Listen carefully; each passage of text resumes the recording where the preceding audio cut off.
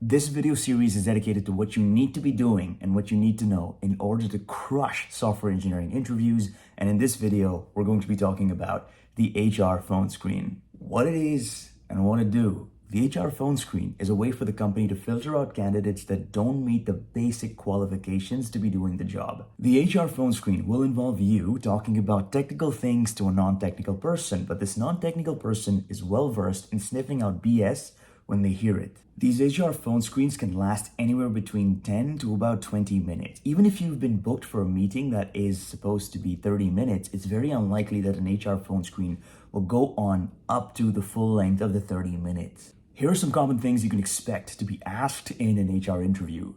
Make sure you're able to walk through the items on your resume in a reverse chronological order, because that is one of the most common things you're being asked to do on an HR phone screen. And as you're going over your resume, going over each individual item, make sure you start off shallow and then offer or volunteer more information if the recruiter asks follow-up questions. So when you're going over a specific item on your resume, there's no reason for you to start off with offering anything more than the company that you worked at, what your position or title was at that company, how long you worked for that position, and if you worked on any key projects, describing those projects in 1 to 2 lines and mentioning some of the technologies you used or the programming languages that you used to service that project. Your recruiter will tell you this information anyway, but if they don't, you could always ask them what the timeline for your interview is going to be looking like. If you're simultaneously involved in other interviews, or if you have an offer in hand from another job, make sure to communicate that to the recruiter so the recruiter is aware of what timeline constraints exist for you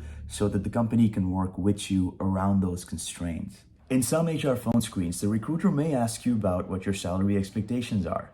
And to answer that question, do not give the recruiter an exact number. Always give them a range to work with so that you're protecting yourself against being lowballed, but at the same time, you're not asking for a salary number that is going to exceed the budget for that particular role.